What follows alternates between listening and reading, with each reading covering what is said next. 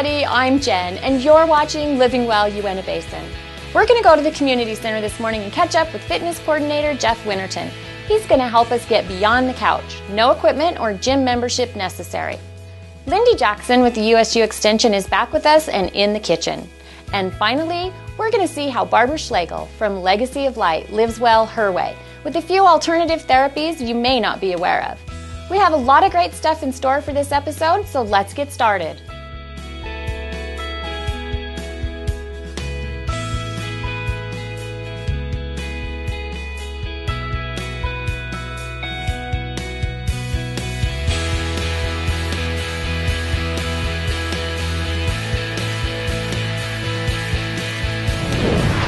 This morning at the community center with fitness coordinator Jeff Winterton. He's going to help us get beyond the couch today with some simple exercises that we can do at home. So what are we going to learn today, Jeff? We're going to learn, like you said, a lot of exercise people can do at home. A lot of people have reservations about being able to come where a lot of people are because they're worried people are going to be watching them. So to get them comfortable, we're going to show them some exercises they can do anywhere. Okay, let's head back this way. We've got my mom back here. She's going to demonstrate some of the exercises for us. We're going to modify some of them down for those of you that maybe don't feel like you're at an expert fitness level, so that there's ways everybody can start. So let's go back here and see what we can do. Okay, so I want to introduce you to my mom. Okay. This is my mother, Pat. This is Jeff. Good to meet you, Pat. He's going to be showing us some exercises today. Okay, so one of the first things that we go over when I'm doing personal training is the proper way to do a squat. Squats are one of the most fundamental movements that we teach. One of my pet peeves I have is when people come, a lot of times people say, my doctor told me I can't do squats, I can't do lunges. And I usually ask them, well, how do you get up out of bed in the morning? How do you go to the bathroom? How do you stand up from a chair? Because we use a squat in all of those things. So by a doctor saying that, they're kind of saying that their quality of life is going to really go down. So that's the first thing we're going to go over, and everyone can do squats. Okay. All right, let's go ahead and start.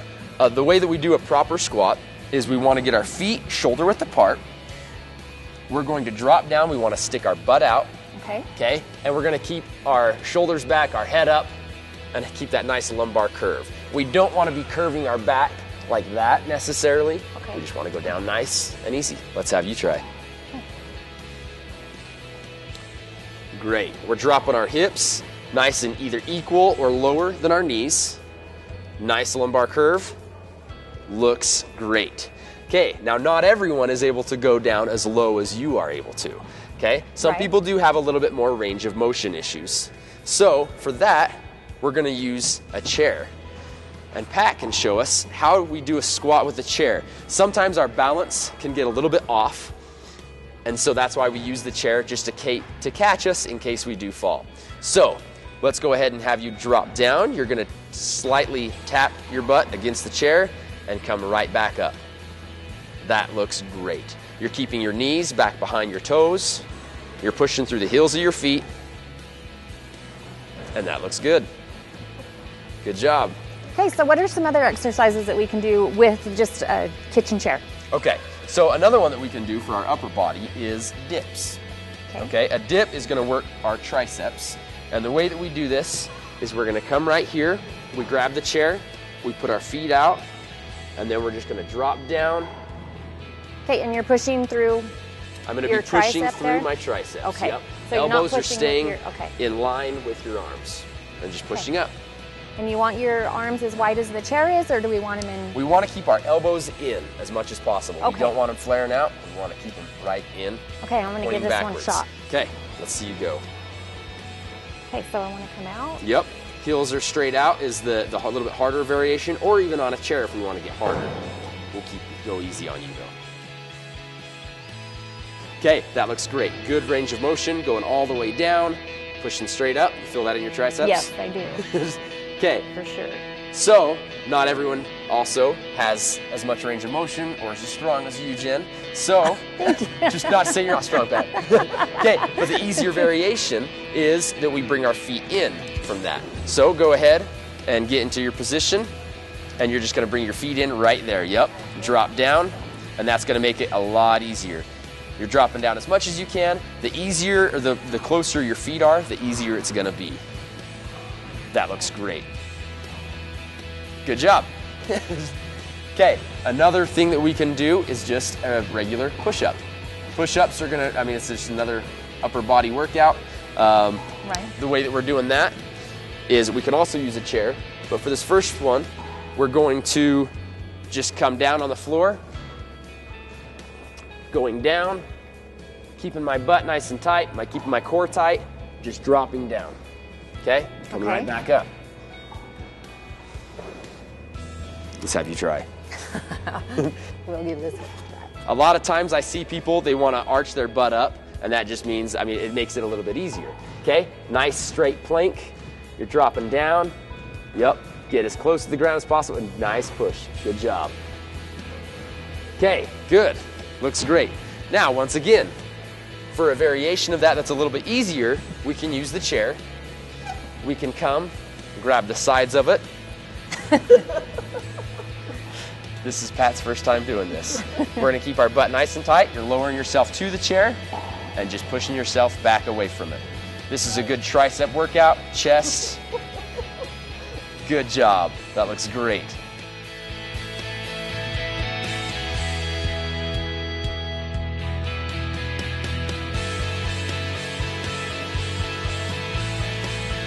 Well, thank you for showing us these moves today. These are just some real basic moves that you guys can do at home. If you're ready and you're wanting to take that step to get beyond the couch, give Jeff a call down here at the community center too. He has a lot of services that he offers. What are some of those? We do free fitness orientations for all of RedShip memberships. Come down, you can kind of see what we have and line you up with a workout. Okay. We also do personal training. Okay, well, thank you for your time today. We appreciate it.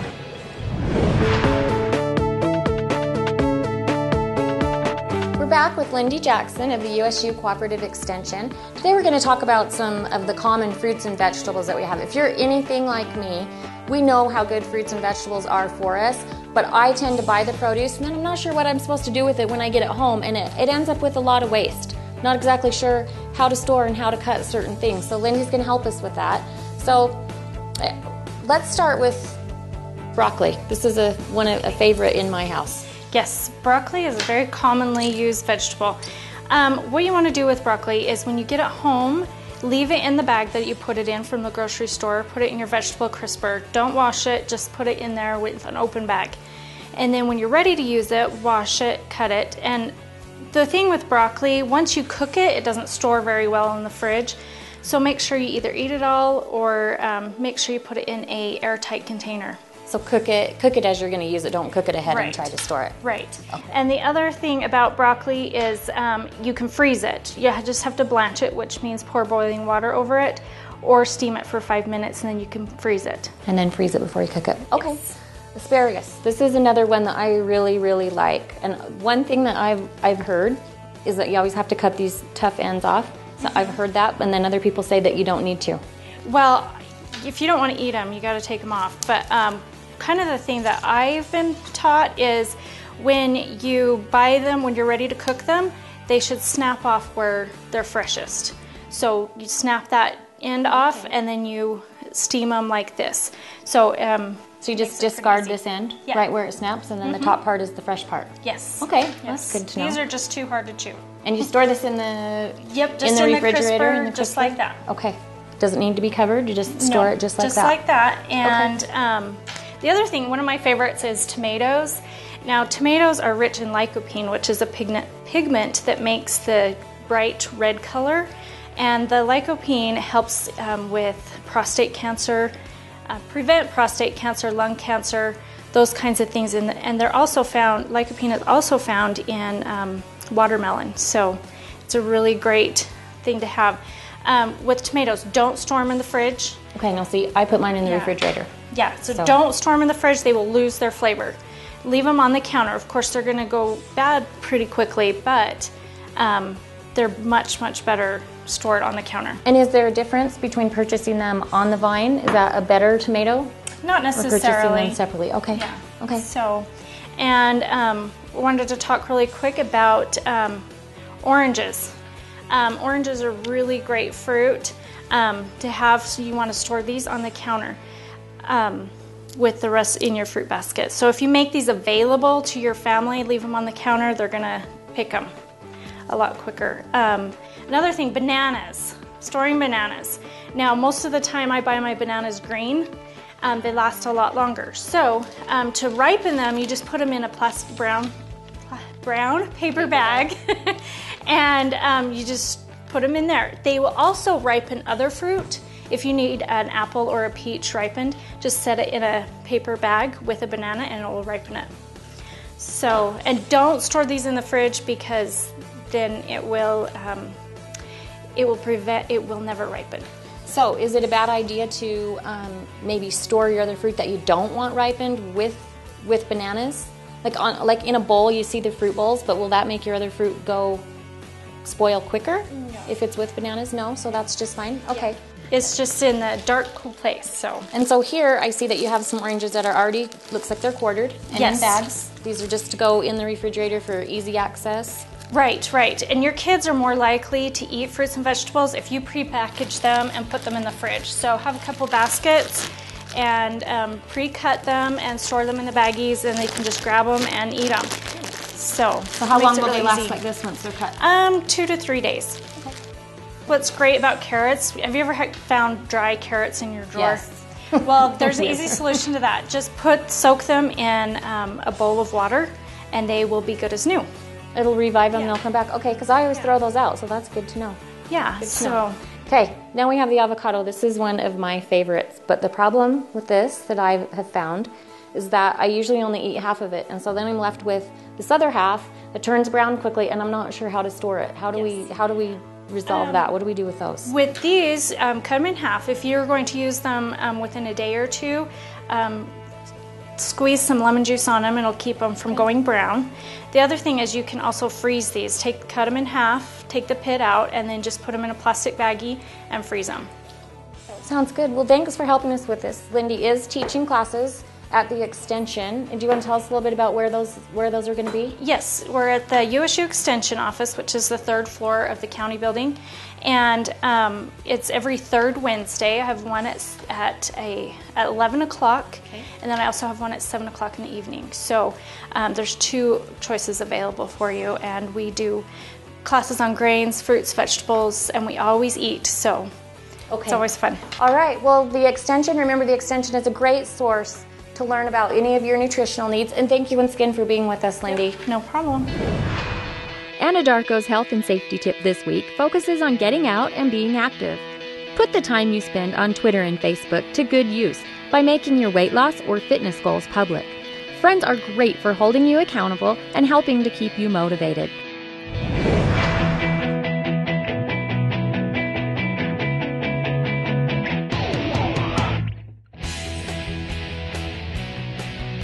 We're at Legacy of Light this morning with Barbara Schlegel. She is a Body Talk, Theta, and help me out. Reiki master. Reiki practitioner, right? Mm-hmm. Okay. She's going to share with us a little bit about what she does and educate us a little bit about these practices. So I'm going to hop on this table and she's going to get busy. I do all 3 treatments in one segment when someone comes in.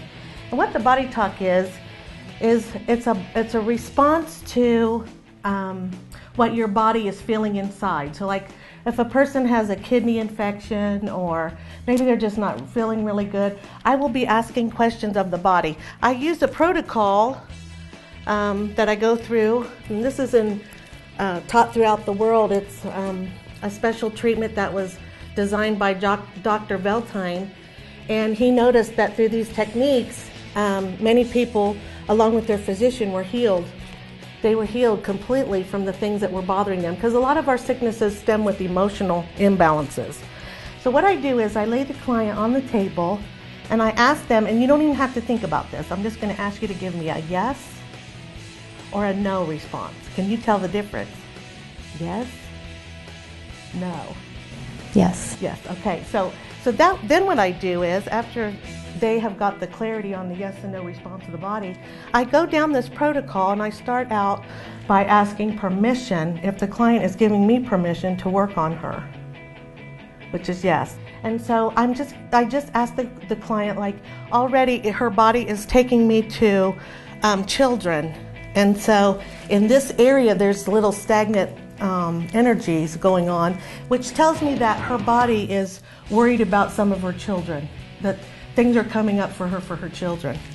So that'll be one of the things that I would write down on her paper, that we could tap out through the body talk system as a series of tapping, kind of like the EFT technique. If any of you do you know EFT? I don't. Okay, so that's used a lot of times on veterans that come back from traumas and things like that. So actually, what your body is telling me is that you're going through quite a bit of trauma, and so that signals me as the practitioner on how I can tap on you to pull some of that out to help you relax.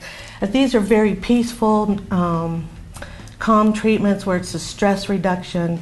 It helps with addiction. It helps with many things that the body is going through, because the body tells you all things. The body knows everything. So your body will tell things that you aren't even consciously aware of. So I'm just going to go down here a few more questions. I'm going to test you on environment. And you're testing for your environment that there's something in your environment at home that's driving you crazy.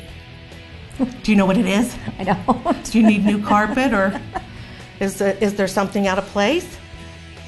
I got you on the spot, you probably can't think of it, but your body's telling me that throughout your energy field inside, your chakra energy field, your parts, that there's something bothering you in the environment, which is under object. I have time, I have person, I have object, I have animal. And so if your body reacts yes to something, then it's my job to figure out what it is that your body is saying so that I can put it in your conscious awareness. And so that's my job, is to help you process that and get yourself back up to a higher frequency level so that you feel good every day.